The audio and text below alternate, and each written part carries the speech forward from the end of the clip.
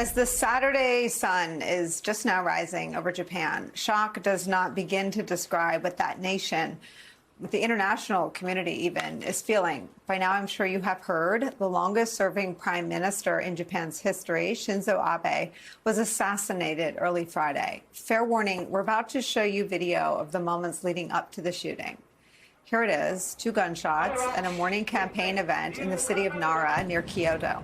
Abe's confessed killer was arrested at the scene. He's a 41-year-old man, unemployed, with an apparent grudge against a group he believed to be connected to the former prime minister. In a nation known the world over for their strict gun control laws, the murder weapon appeared to be homemade. A few hours ago, President Joe Biden visited the Japanese embassy to add his signature and a small note in a book of condolences.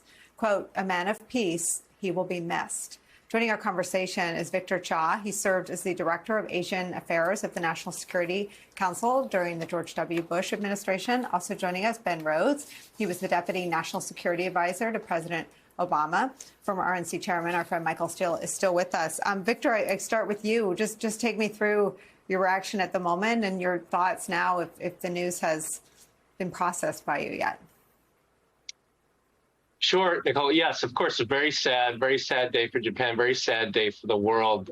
That picture that we saw of President Biden signing the condolences book in the Japanese ambassador's residence, I think really speaks to how much the United States values Japan as an ally. Abe was about the best ally the United States could have ever had. In many ways, he anticipated threats to the liberal international order before most other leaders did. And some of the things that the Biden administration stood up, like the Quad, the free and open Indo-Pacific, these were all things that Abe talked about. When he was prime minister, when Ben was dealing with him. I dealt with him very early on, when he was first the chief cabinet secretary and then eventually the prime minister his first time around.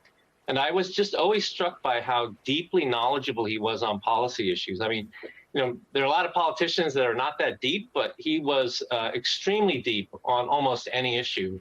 And just, a real friend of the alliance. The alliance, the U.S.-Japan alliance, was the foundation of Japan's foreign policy during his time as prime minister. So, it's a very sad and shocking time, not just for the United States and Japan, for the world. Ben, same question to you. I saw this news in the middle of the night, and I kind of put my phone down, thinking I must not have read that accurately. And I woke up a few hours later, and it was a horror and a shock. I mean, political assassinations are one of the most destabilizing things to read about anywhere. But as Victor's saying, particularly of such a close friend and ally of this country. Yeah, I mean, there are different layers to the shock. I mean, the first is just an act of gun violence like this in Japan. It's absolutely extraordinary. It just doesn't happen. I mean, people are just not killed with guns in Japan at all, really. The numbers are minuscule. So to see this person killed in this way before the world was absolutely stunning. Then I think it's impossible to overstate how important a figure Prime Minister Abe was in Japanese politics. In the Obama years, in the first administration, it was a very unstable time, and there were like 4 Japanese prime ministers that President Obama dealt with before Shinzo Abe took office in 2012, and then became the longest-serving Japanese prime minister, really the anchor of all Japanese politics and policy debate. He had a strong economic vision. He had a very strong vision of Japan pursuing a more normal foreign policy and defense policy.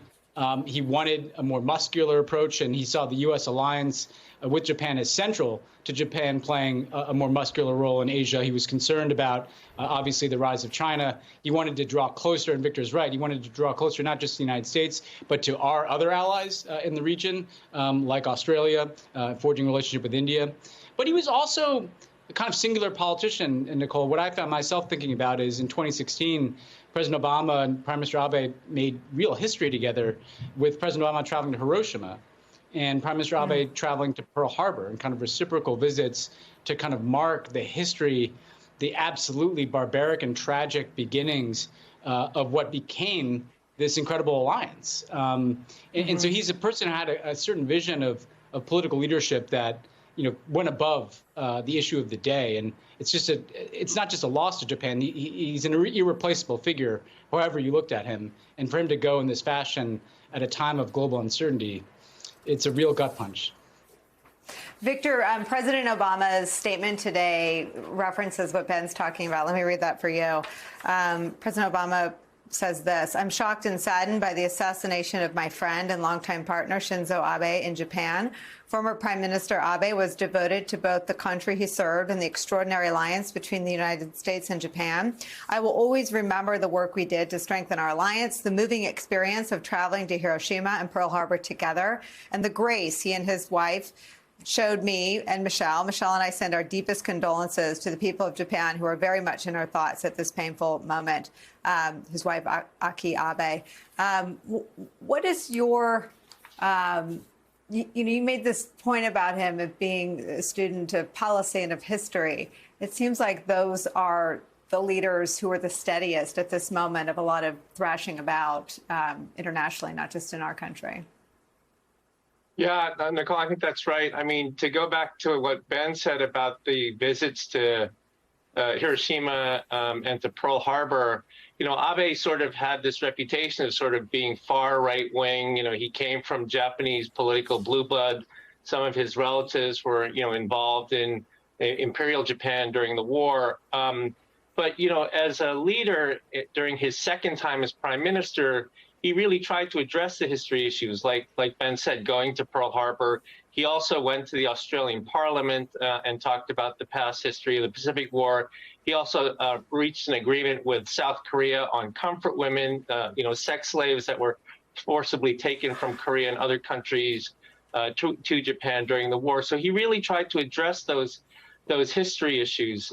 The other thing is that, he was really a story of political renewal.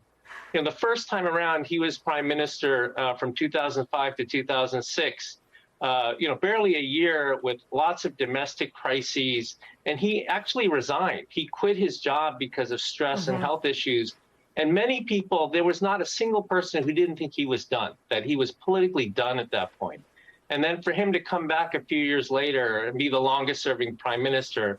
And most importantly, to follow this agenda that is very important to the United States in terms of protection of democracy, the liberal international order. When we pulled out of the TPP, the trade agreement, the Pacific-wide trade agreement, he and the Australians picked up the ball and they took that to the finish line and completed that trade agreement without the United States. So, really sort of a major figure, not just for Japan, but broadly in international politics in East Asia.